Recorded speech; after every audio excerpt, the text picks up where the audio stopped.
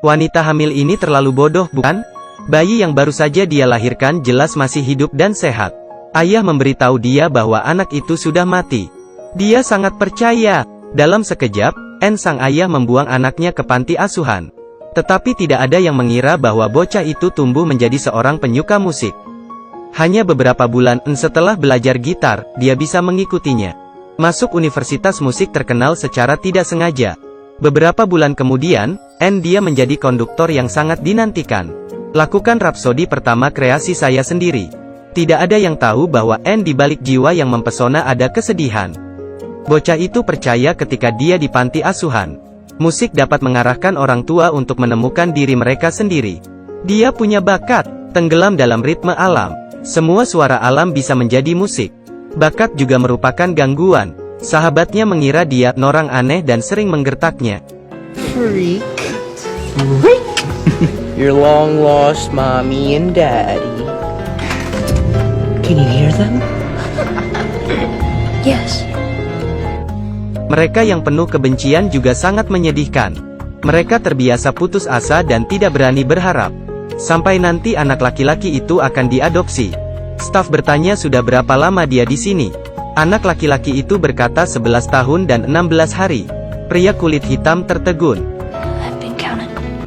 Orang kulit hitam terus bertanya kepada bocah itu apakah dia ingin diadopsi. Anak laki-laki tidak ingin tinggal di sini. Dia menangis dan yakin bahwa orang tuanya akan datang ke sini untuk menemukannya. Pria kulit hitam itu tergerak oleh obsesi anak laki-laki itu untuk memberinya kesempatan. Anak itu tersenyum dan menghapus air mata. Ia belajar menjadi kuat di usia muda.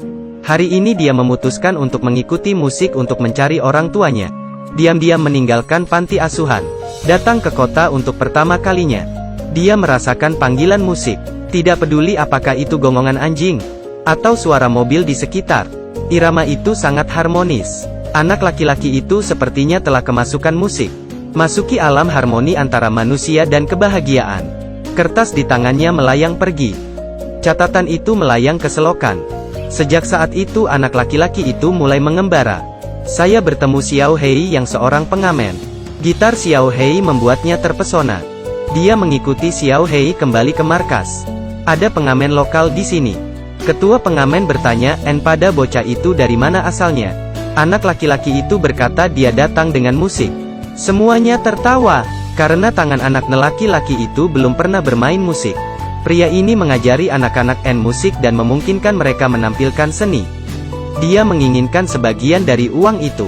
Orang ini melihat sedikit uang dari anak berkulit hitam dan segera mengubah wajahnya. Tapi dalam sekejap, Xiao Hei mengambil uang itu kembali. Anak laki-laki itu tetap di sini sementara yang lainnya tidak bangun. Mainkan gitar secara naluriah. Dia bermain semakin hebat. Anak laki-laki itu jenius saat bermain musik. Dia mengajarkan semua yang dia miliki kepada anak laki-laki itu. Tapi nyatanya, dia hanya ingin bocah itu membantunya mendapatkan uang. Di saat yang sama, saat kakek bocah itu meninggal, akhirnya mengakui kebenaran kepada ibu anak laki-laki itu. Anak laki-laki itu belum mati. Tuhan. Ternyata ibunya adalah pemain cello. Dan ayah adalah penyanyi utama band saat itu, tidak terkenal. Keduanya bertemu di tengah malam. Cinta pada pandangan pertama. Jiwa mereka bersatu. Tapi ayah dari wanita itu tidak membiarkan keduanya menjalin hubungan. Pria itu hanya bisa menonton. Wanita dibawa pergi. Hal yang menakutkan adalah wanita itu sedang hamil. Ia ditabrak mobil sebelum melahirkan. Itu sebabnya dia mempercayai kata-kata ayahnya. Anak itu meninggal. Dia tidak tahu anak itu dikirim ke panti asuhan. Tumbuh setiap hari dengan musik. Masih mencari orang tuanya. Dan ibu berhenti menjadi pemain cello. Menjadi guru musik selama bertahun-tahun. Bahkan teman terbaik pun mengundangnya bermain. Dia juga menolak dengan sedih. Dia tidak kembali sampai ayahnya sakit parah. Sang ayah memberitahu dia bahwa anak itu tidak mati. Dia bertanya di mana anak itu. Tapi sekarang ayahnya tidak tahu. Wanita berusaha menemukan anak itu hujan ataupun cerah. I'm trying to find my son. Name? Ya, saya tidak tahu cara menemukan namanya. Yang lebih sulit, karena pria itu takut anak ini ditemukan. Dan memberi anak itu nama panggung August. Juga beritahu August. You forgot about your parents! Segera saat penggerebekan polisi, August dan tim pengembara berpisah. Dia mengikuti musik sepanjang jalan. Datang ke gereja. Di sini dia melihat seorang gadis dengan nyanyian yang indah. August tidur di bawah ranjang satu malma. Di sisi lain ibunya bertemu dengan orang yang baik hati. Pria kulit hitam membantunya menemukan nama anak laki-laki itu. Tapi dia tidak tahu bahwa nama anak laki-laki itu adalah August. Ayah August tidak pernah melepaskannya. Dia memutuskan untuk kembali ke band. Sama seperti ini, keluarga akan berkumpul di kota yang sama sebanyak 3 kali. Tertarik dengan suara piano di bulan Agustus. Dia penasaran, gadis kecil itu mengajarinya sebentar. Tiba-tiba, kemampuan musik yang diwariskan oleh keluarganya. Perkusi bola basket, irama menggiring bola, gesekan pada telapak kaki. Semua menjadi sumber inspirasi untuk August. Irama not mengalir dari benaknya. Gadis kecil pulang setelah kelas. Ia terkejut. Ia menemukan banyak lembaran kertas berserakan. Gereja bahkan mendanai studi tersebut untuk August. Mendengarkan dan berkreasi yang dilakukan August, ia menyelesaikan rapsodi pertamanya dalam beberapa hari. Profesor itu memperhatikan. August segera diizinkan untuk berpartisipasi dalam konser skala besar yang terkenal. Dan sebagai penutup acara, untuk melakukan rapsodinya, di puncak hidupnya. Tapi August hanya peduli pada satu masalah. Berapa banyak orang yang akan mendengar? Karena semakin banyak orang yang mendengarnya, semakin besar harapan bahwa ia akan ditemukan oleh orang tuanya.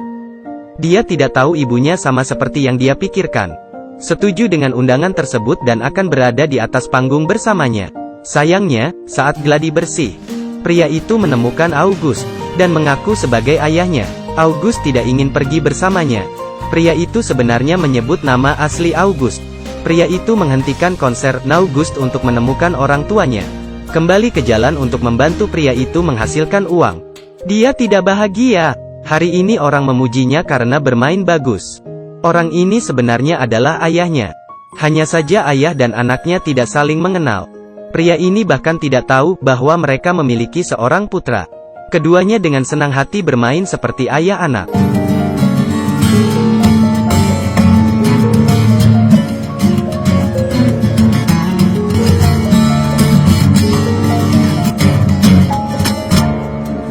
August mengatakan dia akan pergi ke konser. Tapi tidak bisa pergi sekarang.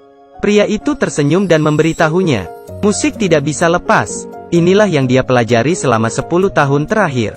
Pembukaan penampilan pertama ibunya. Saat ini, August akhirnya mengambil keputusan. Dia akan pergi ke konser.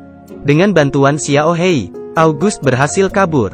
Sayangnya ibu telah menyelesaikan pertunjukan sebelum dia tiba. Untungnya di menit-menit terakhir, August kembali muncul.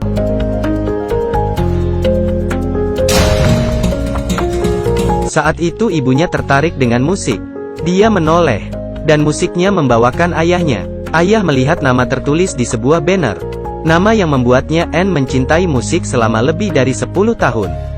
Dia berlari menuju cintanya, berlari ke konser. Akhirnya ketiga orang itu tiba. Seorang pria memegang tangan wanita di tengah kerumunan. Dan wanita itu memegangnya dengan erat.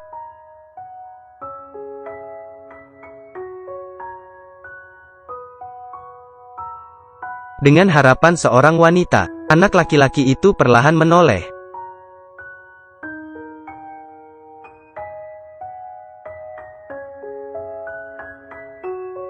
Sama seperti bocah itu terobsesi pada awalnya, musik akhirnya membawa orang tuanya untuk menemukannya. Juga membawanya untuk mencari orang tuanya. Menemukan hubungan yang terhambat. Cinta yang hangat.